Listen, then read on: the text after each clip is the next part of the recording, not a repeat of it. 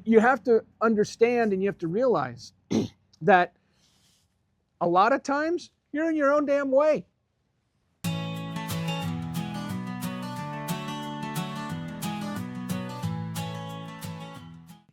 Thank you for joining me here on the Tailgate for episode number 4, and one that I think is going to be kind of interesting because it strikes home with me. This episode is about identity and struggling when your identity is gone. So, like the great Doc Brown said, roads, where we're going, we don't need roads. Let's get after it.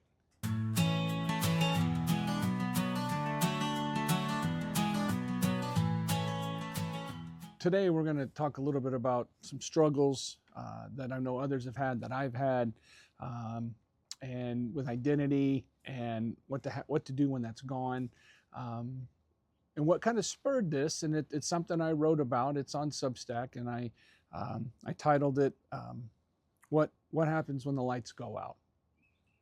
So let me kind of set the scene for you. Put everything in motion here. It was a couple months ago, and I was sitting on my back patio here in Texas and enjoying a leisurely evening. I had my notes out on my computer and was just kind of doing some writing. And on the TV out there, I had, I'm a big fan. I'm a big fan of ESPN 30 for 30s. I'll just say it right now. Love sports history. I love what 30 for 30 does on bringing kind of behind the scenes and bringing up the nostalgia and those things. And so just had it on background noise. And it was the episode was the Youngstown Boys. And for those who are not familiar with 30 for 30, so ESPN at 30 years created 30 documentaries about some of the biggest moments in recent, over those last 30 years. And then due to the popularity, they kind of grew on it and kept going. So I'm watching Youngstown Boys, and what this is, it's about two guys from, or connections to, Youngstown, Ohio. Those two would be Maurice Clarett and the head coach of the Ohio State Buckeyes, Jim Tressel. So little history here. Youngstown, Ohio was once a booming city. Late 19th century, all the way through mid to late 20th century, it was a steel town. That was what they did there. The whole economy, the whole community revolved around making steel, and it was boom time up until about the mid to late 70s, about the 80s, I would say.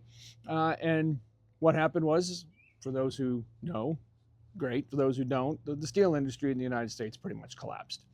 And when that happened, that town became a poster child for what happens when an entire community revolves around one industry. Those who could get out, got out. Just one day, everybody showed up to work, and there were signs on this factory door says we're closed. Those who had the means and the resources and the ability packed up and moved out of town. Those who didn't were kind of stuck. Estimates show that even today, the poverty rate in Youngstown, Ohio is around 35%. And it was much higher in the late 90s, in the early 2000s. And that's kind of where this story is set. When you look at it, the story really revolves around two guys, which I mentioned, Clarett and Tressel. Where that connection comes from, Jim Tressel was the head coach of the Youngstown State University. He was the head coach of their football team. And when he came in from 85 to 2000, he took them to 4 NCAA Division I AA national championships. Actually went to 9 championship games. He won 4 of them. That's pretty good, right? And so he was ingrained in that community for 15 plus years. And so he knew those young men. He knew what environment they were growing up in, and he was able to make a connection with them, because a lot of the people who attended Youngstown State University were from Youngstown, Ohio. And for those just kind of curious, Youngstown is kind of southwest of Cleveland, near the Pennsylvania border. And so that's where Maurice Clarett grew up. And for kind of kids in his position, you know, drugs on every corner, gangs everywhere, you know, looking for some way to create community, create camaraderie, and to create a brotherhood, you either turn to sports or you turn to gangs. And his mother fought really hard to keep him out of the gangs. And he was really good at football, lived in the gym, and was amazing. And so Jim Tressel had become, in 2000, the head coach of the Ohio State Buckeyes. And so on his recruiting trips, he recruited Maurice Clarett. Was familiar with the young man. He was playing high school football there when he was a coach at Youngstown. And so he was familiar with Maurice and went and recruited him. Brought him into Ohio State. Maurice was so driven and so passionate about football. I mean, his goal was to come in and be the starting running back as a freshman, which no freshman had ever done. That was the upperclassman's job. It was a given at Ohio State. If you were junior, senior, you were the starting running back. Well, Maurice put all that to bed. Became the first freshman running back in the history of Ohio State to become the starting running back. And he did so for a very good reason. He was the Big Ten, at the end of the season, he had rushed for over 1,200 yards, 18 touchdowns. Big Ten Freshman of the Year, first team All Big Ten. So he was an overnight sensation. He was on the cover of Sports Illustrated. He was all over ESPN. If there was sports, he was on it. They were talking about him. Maurice Clarett was just amazing. And you know, you take this kid from a poverty-stricken neighborhood and a way of growing up. I mean, in the documentary, his mom talks about him sitting there watching TV and drive-bys, and he's, you know, bullet holes ringing through the house, hitting the TV, that kind of thing. To now, this kid is everywhere. He's a star, and there are expectations that he will be, already talking, amazing NFL player. He'll be a first-round draft pick, and he will be the man. Goes to the national championship, helps Ohio State go 14-0 and win the national championship in the 2001 season, 2002, January 2002. They win the national championship. However, when you take somebody who has never had anything and now they are thrust into the spotlight, what usually happens? Do they absorb it well? Are they able to handle it well? Generally speaking, no. No fault of their own. And this is not any judgment on him or anybody else for that matter. But it's a lot to take in. Questions came up. Things started to surface. Reporters started doing reporting. Comes to find out, he is not all his fault, but through the acceptance of a vehicle and clothing, all which is fine now, right? I mean, they're paying college kids to play. Back then, it wasn't. And so he ended up getting suspended for his sophomore year, which upon further investigations led to an all-out ban. He could have changed schools, but he wouldn't have been able to play because he had been suspended for the entire year and more due to these findings. So now you've got this kid who is now rose to stardom and is now being pulled back down and being brought back down to earth. So what is somebody in his situation who is still, you know, he's known, he's a running back, he's great. People are comparing him to the greatest running backs of all time. He decides, I'm going to go to the NFL. I'm going to declare for the draft. One little problem. NFL rule states, and this is an agreement with the Players Association and the NFL, you have to be 3 years removed from high school. He was only 1. So he sues the NFL and the Players Association to try to, on antitrust laws, saying that their rules are stopping him from becoming, for earning a living. Wins, it gets appealed it loses on appeal, loses on appeal. And so that's the end of it. Here's an 18-year-old kid, 19-year-old kid, and he's got nothing. He's got nowhere to go. So moves to LA. And so this is kind of one of those parts in life, right? Where he's at the top. He comes back down. He's striving to get in. He's got a vision. He's got a future. He's got goals. He has a purpose. And now it's all taken away. Have you ever had that? Have you ever been in an experience or had an experience where your passion, your livelihood, your dreams have been taken away? Your purpose is gone. Your meaning is gone. You've been fired. Your service to our country ended. Your marriage ended. You had an injury that stopped you from doing the thing that was your livelihood or that brought you meaning and purpose. I've had it. Two separate occasions. And I'll lay both of those out for you because I think in some ways some of you might be able to relate with this. I spent 6 years in the Marine Corps. I chose to get out. My service ended. Me and my new wife moved to North Texas. And over the next 7 years, I worked for 9 different companies in 9 different industries.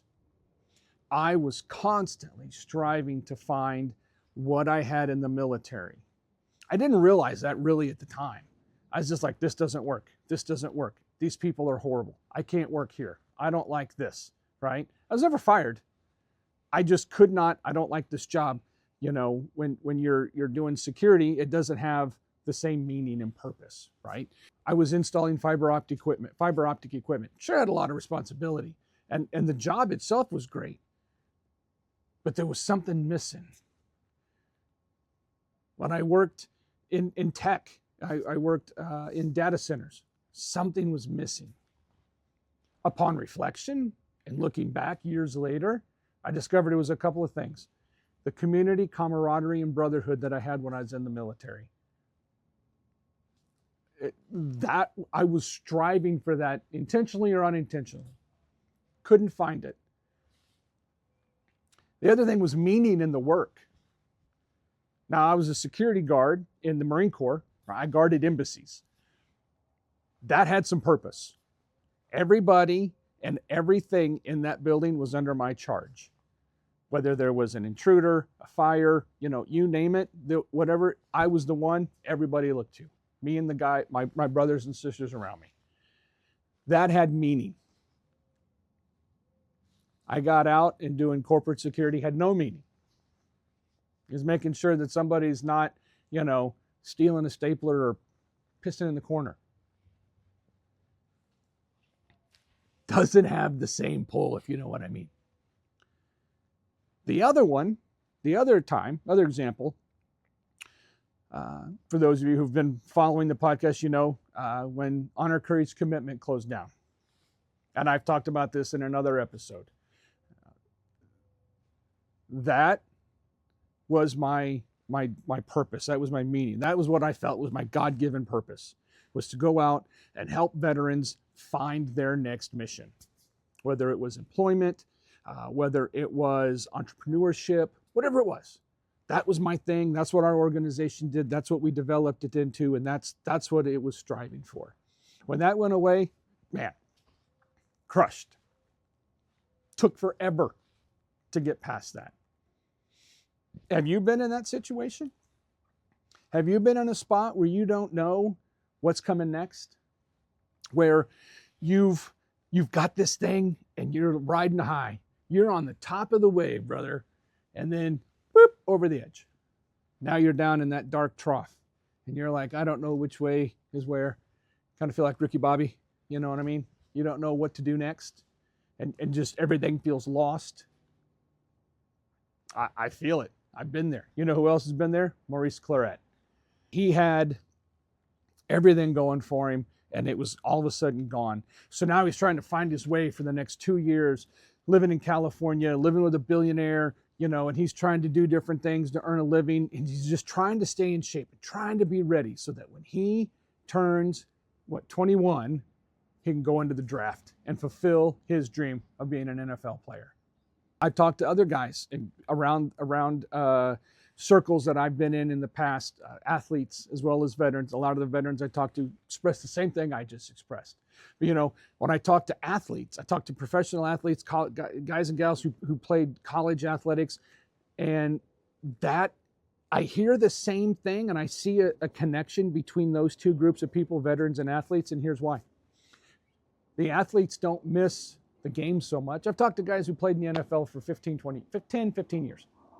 And they're like, I don't really miss the games. Definitely don't miss the practice, the working out, sitting in hours of film, preparing, for the game. But what they do miss is the plane rides, the dinners, the locker room.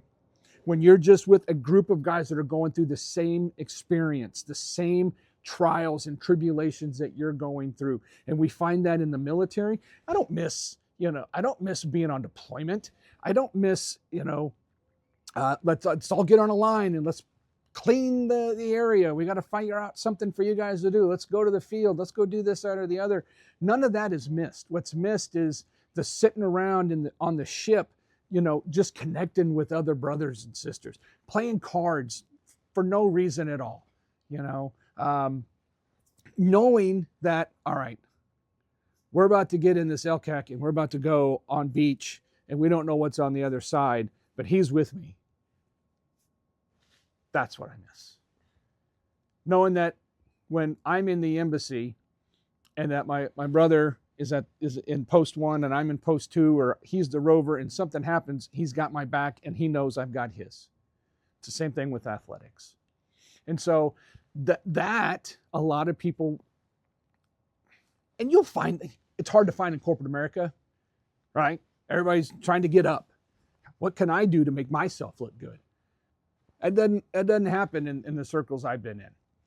Not saying anything against anybody, I'm just saying when you're in those types of environments, you create something that extends beyond that event you're in.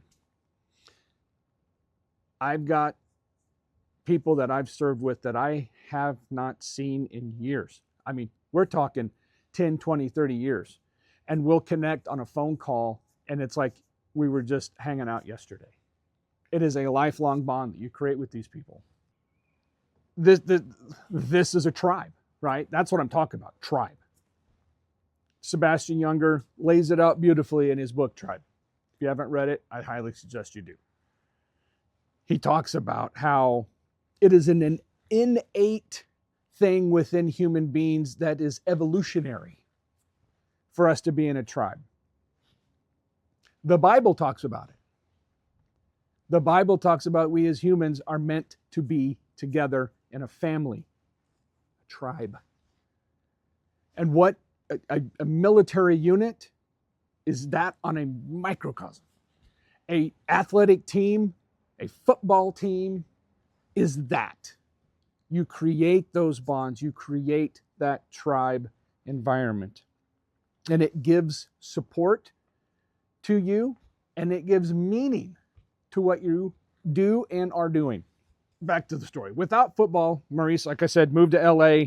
But what he finds is that he is kind of falling back into old habits from high school and before. He finds drugs. He finds alcohol. He's now in that place where he doesn't have the meaning. He doesn't have the support. He doesn't have the tribe. He doesn't have that daily routine that he had when he was on the football team. Meeting at 8, breakfast at 9, workout at 11, practice at 12, right? Class at 1, class at 3. That's all gone.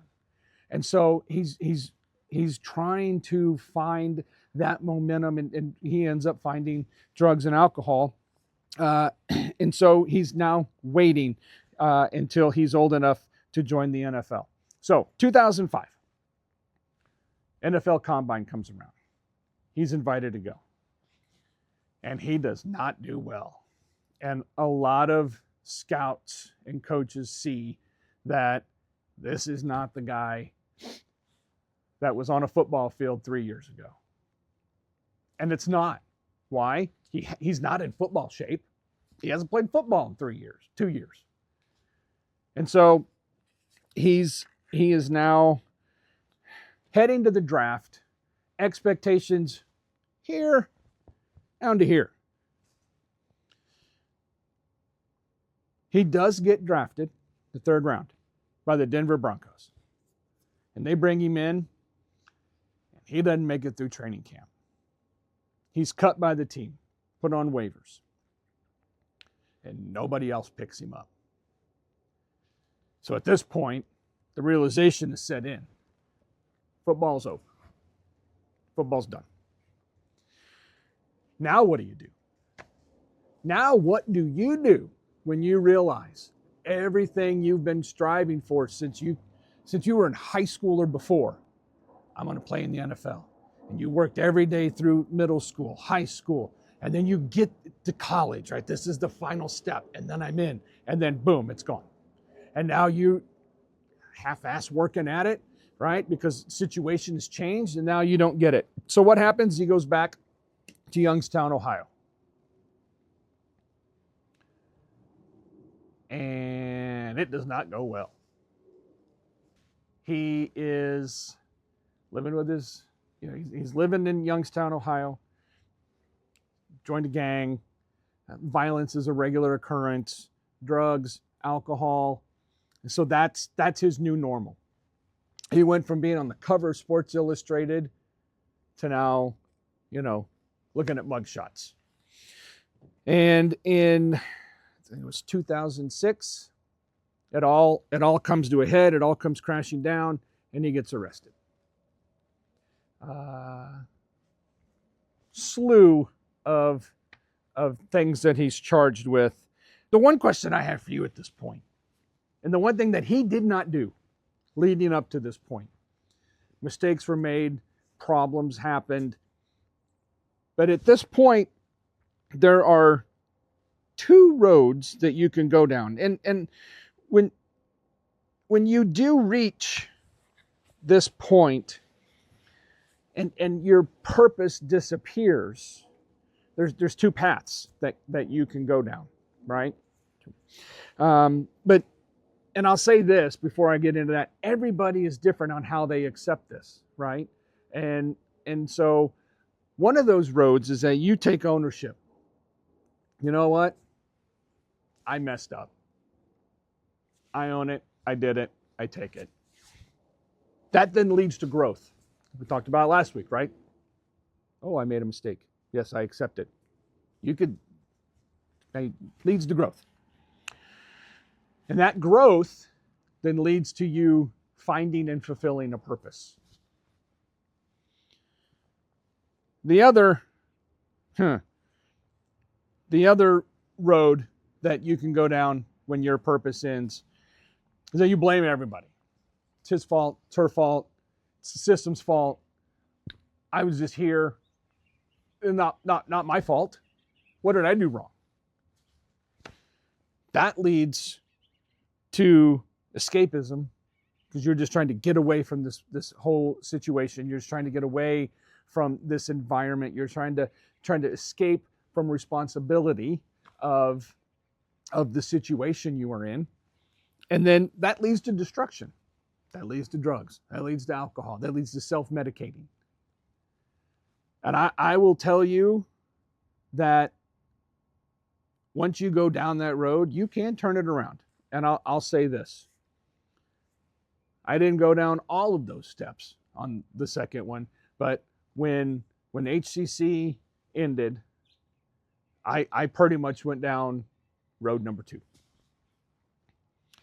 I didn't blame myself at first.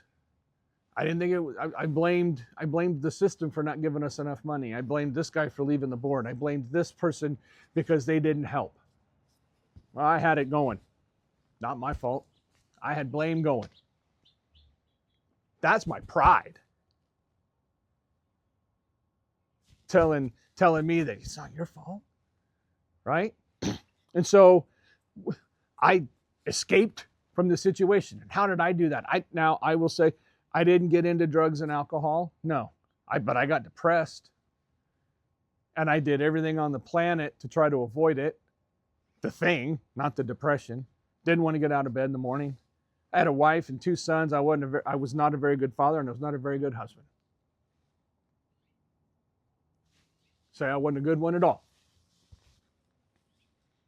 Tried to find a job, but nothing really was going to match up. And so it took a while for me to realize that I was the problem and that I took ownership. And once I took that ownership, I started to grow. And once I started to grow, I started to realize there is still a purpose. I got comfortable. I was working, crappy job, but that's comfortable. Everything else wasn't my fault. I got comfortable. But once I decided, I took ownership and I started to grow, my purpose, it was like a light over there. It's like, there it is. Now I see it. All right.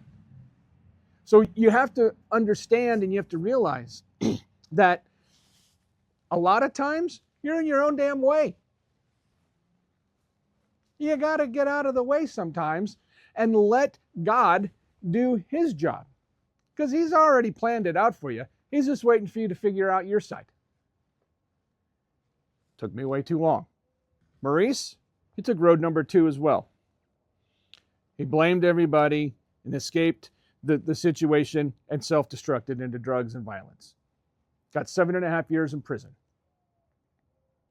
Now, if we'd have had this talk 15 years ago, that'd been where it ended. Yeah, there's a guy, had a great opportunity, he blew it, and now he's in prison. In prison, he had the light bulb moment. I mean, he had hit rock bottom. I mean, where else to go, right? You're an addict, and you're in prison. You have a wife, a girlfriend, and you have a kid, and you have a mother who loves you, and now you're in prison, and you feel like you've let everybody down, including yourself. But that's when the light bulb goes off. And so when he's in prison, he starts studying. He starts reading. And he starts studying philosophy. And he starts studying psychology. He starts reading Aristotle and Plato. And he starts learning self-reflection. And that's when he realizes, oh my goodness gracious, this was all my fault.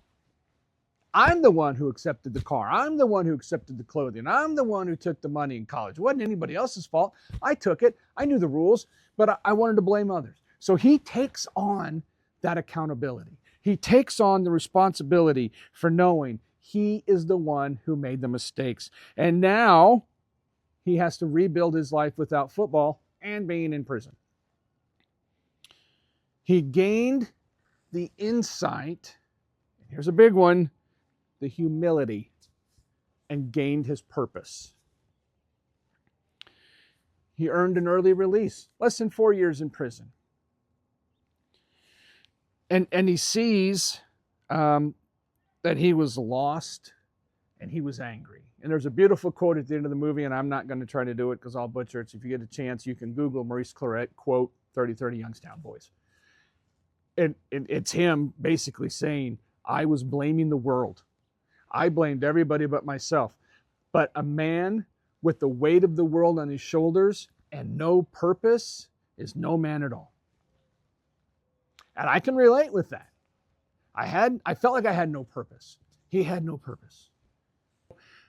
Are you in that spot? Are you in a position, or do you know somebody in a position who just is not the same person, and they just feel like the weight of the world is on their shoulders, and they don't feel like they have a purpose? And you have to realize there's a purpose out there for you. And you have to realize that whatever is holding you back, whatever is holding you down, and I guarantee you it probably has something to do with pride, low self-worth, and self-medicating, my goodness gracious, are not the way to go.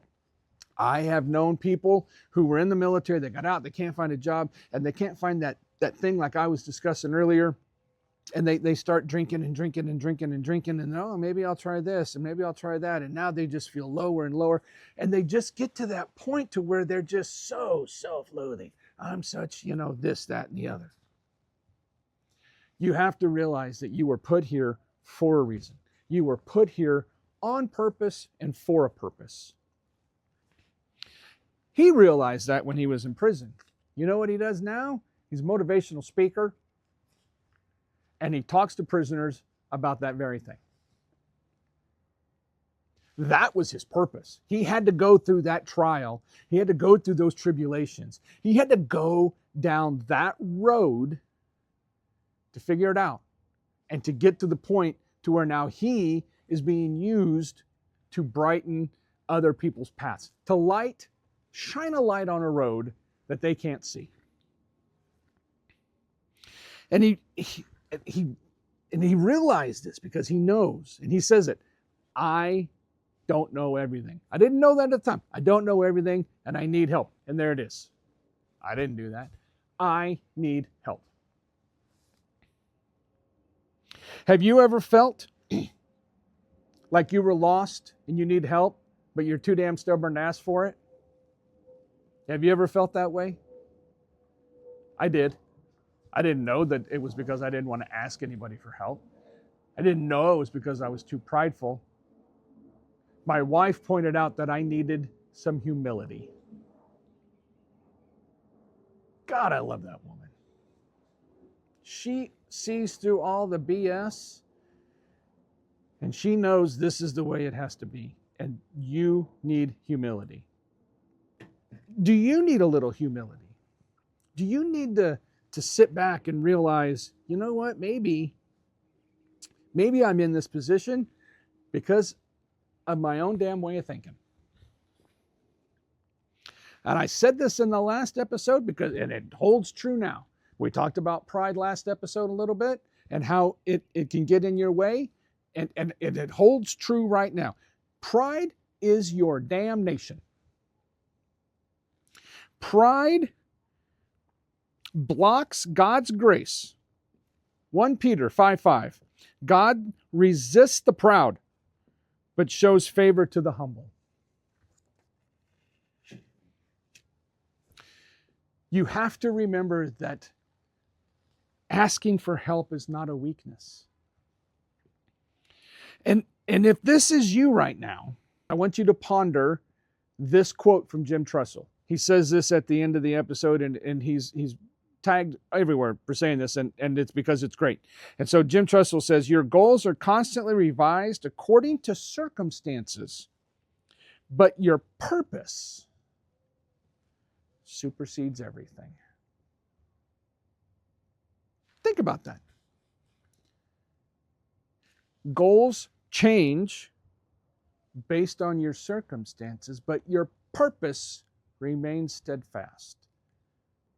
Before we wrap up, I want to just take a moment and pray for anyone who's listening and feels lost right now.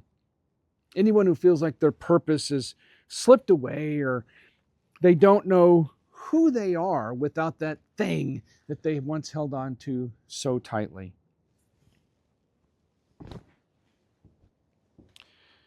God, I lift up those who are hurting in silence, those carrying the weight of pride that keeps them from asking for help.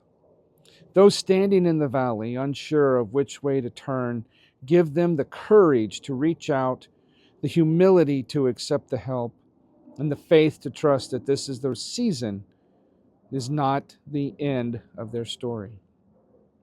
Remind them they are not forgotten, not alone, and not without purpose, even if they can't see it yet. Walk with them, guide them toward the path you've already prepared for them. Amen.